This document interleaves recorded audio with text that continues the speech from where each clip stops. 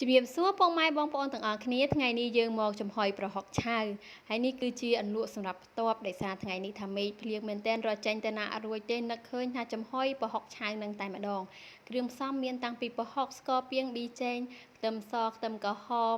ជាមួយនឹងអំពិលទុំម្ទេសជាមួយនឹងតសក់ទៀត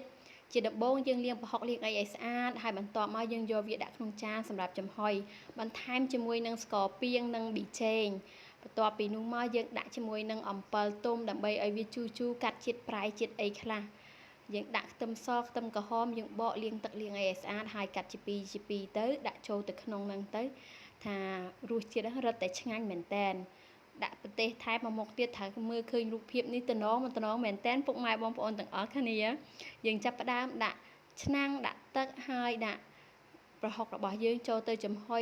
ប្រហែលជា5ទៅ10នាទីទេឆាប់ឆ្អិនមែនតែនព្រោះអីជាត្រីបន្ទាប់ពីនឹងមកក៏សូមពុកម៉ែបងប្អូនជួយ like និង follow subscribe channel YouTube នាងខ្ញុំផងឈ្មោះអ៊ុំចាណេតតានេះឆ្អិនរួចហើយពុកម៉ែបងប្អូនទាំងអស់គ្នាថាកលេចមើលទៅដាក់ជាមួយនឹងបាយកកបាយក្តៅអីក៏បានដែរអូយតំណងមែនតែន